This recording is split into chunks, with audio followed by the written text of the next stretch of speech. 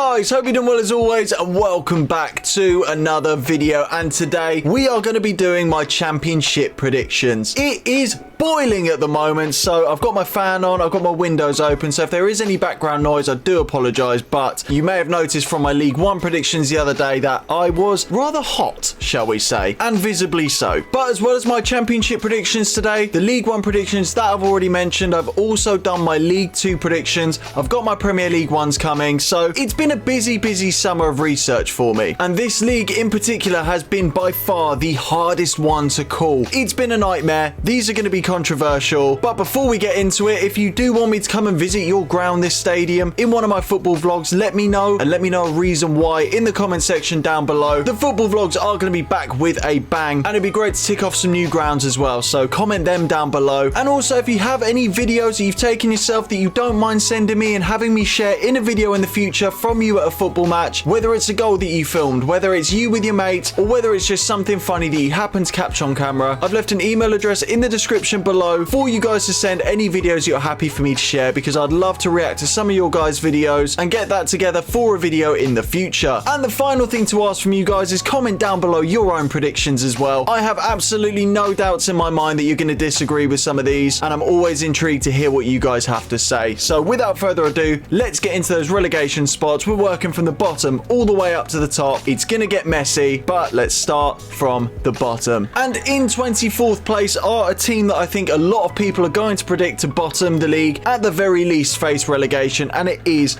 Oxford United. Oxford's rise throughout the Football Leagues continued last season after beating Bolton 2-0 in the League One playoff final, marking a long-awaited return to Championship football. And so far their transfer dealings have been fairly promising, moving on players such as Billy Bowden and Jacob Murphy in an attempt to build a new-look Championship side. Jack Curry is a great signing, but it's a big step up for the young lad to the Championship, and El Mazzuni is their best signing so far, making 40 appearances for Ipswich last season, which gives me a lot more faith in Oxford staying up. They have a chance, but I think that they will fall some way short. There's just not enough about their first team that makes me confident enough in seeing them secure survival, as much as I would love for them to do so. It's going to be a long and exciting season, and Oxford will not give up without a fight, but I can just see survival slipping away from them with how competitive this league is, and in my opinion it is just going to be too much for the U's, who will bottom this table. And if bottom spot wasn't hard enough for me to call, the rest of these relegation spots have been so tricky to fill, and I think that it's going to be really competitive, as it always is at the bottom of the Championship table. However, in 23rd place I have gone with Blackburn Rovers. It was a pretty poor season for Blackburn fans to endure last season, with very limited highlights, the most notable of which being Sammy Smodics topping the league's top scorer charts. And whilst it's likely that he will leave this summer, if they can keep him, that would be fantastic for their hopes of survival next season. Realistically, however, I would be very surprised to see Blackburn hang on to him, and if that deal isn't completed soon, then it doesn't leave them much time to fill that void. They have signed Senegalese striker Maktar Gueye, who scored 11 goals in 32 games for relegated Belgian side Molenbeek, as well as Yuku Ahashi, who hit double figures 2 seasons running in Japan. And these two signings may not be bad for Blackburn, but it's a big